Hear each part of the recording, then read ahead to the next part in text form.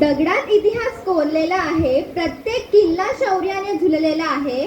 दगडात इतिहास कोरलेला आहे, प्रत्येक किल्ला शौर्याने झुललेला आहे. इथे मातीही सांगते गर्जना, इथे मातीही सांगते गर्जना. हा महाराष्ट्र शिवरायांनी घडवलेला आहे, हा महाराष्ट्र शिवरायांनी घडवलेला आहे.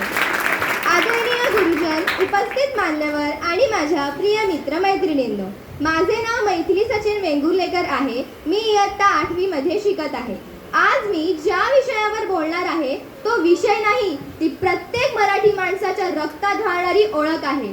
विषय आहे गडकिल्ले, महाराष्ट्राचा अभिमान. मित्रांनो, महाराष्ट्र म्हणजे फक्त नकाशावरचा प्रदेश नाही, तो म्हणजे शौर्याचा श्वास, स्वाभिमानाची आग आणि इतिहासाचा जिवंत आव्हान. आणि या इतिहासाला जिवंत ठेवणारे आपले गडकिल्ले आहेत. हे किल्ले म्हणजे फक्त दगडमातीची रचना नाही, ते म्हणजे छत्रपती शिवाजी महाराज यांचा श्वास जिवंत ठेवणारे गड आहेत. असे वाटते आजही त्या किल्ल्यांच्या भिंतीमधून एकच आवाज घुमतो, ही भूमी झुकणार नाही. सर्वप्रथम येतो शिवनेरी, जिथे एका तेजस्वी युगाची सुरुवात झाली, जिथे एका बालकाचा जन्म झाला, पण तो बालक पुढे जाऊन अख्ख्या हिंदुस्थानाचा अभिमान बनला. छत्रपती शिवाजी महाराज. तोरणा किल्ला, जिथे स्वराज्याचा पहिला झेंडा रोवला गेला. त्या क्षणी फक्त एक किल्ला जिंकला गेला नाही, तर स्वातंत्र्याची पहिली ठिणगी पेटली. प्रतापगड, जिथे अफजल खानाचा पराभव झाला आणि मराठ्यांच्या शौर्याने आकाश दणाणले. असे वाटते त्या मातीत आजही जणू आवाज येतो, इथे स्वाभिमान जिंकतो आणि अहंकार हरतो. सिंहगड, जिथे तानाजी मालुसरेंनी आपल्या प्राणाची आहुती दिली आणि इतिहासात अमर वाक्य कोरले गेले, गड आला पण सिंह गेला. त्या क्षणी फक्त एक गड जिंकला गेला नाही, तर वीरत्व अमर झाले.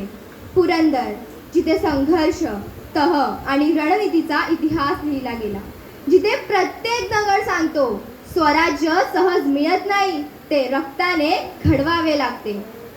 आणि शेवटी तो किल्ला जो किल्ला नाही, तो म्हणजे स्वराज्याचा आत्मा, रायगड. रायगडावर जेव्हा छत्रपती शिवाजी महाराज यांचा राज्याभिषेक झाला, तेव्हा फक्त एक राजा सिंहासनावर बसला नाही, तर तेव्हा स्वाभिमान सिंहासनावर बसला. तेव्हा महाराष्ट्र उठून उभा राहिला, तेव्हा इतिहासाने माना झुकवल्या. रायगडावर उभे राहिल्यावर आजही अंगावर काटा येतो, कारण तो फक्त दगड नाही, तो म्हणजे छत्रपती शिवाजी महाराज यांचा श्वास जिवंत ठेवणारा गड. मित्रांनो, हे गडकिल्ले आपल्याला शिकवतात धैर्य, त्याग, शिस्त आणि स्वाभिमान. त्यामुळे आज आपण त्या किल्ल्यांकडे फक्त पाहू नये, आज आपण त्यांना जगले पाहिजे. मित्रांनो, एक सुंदर योगायोग पहा. शिवनेरीचा शिव आणि रायगडाचा राय एकत्र आला की घडतात शिवराय. शिवनेरीने शिवबा दिले, रायगडाने छत्रपती दिले आणि या दोन किल्ल्यांनी आपल्याला स्वाभिमान दिला.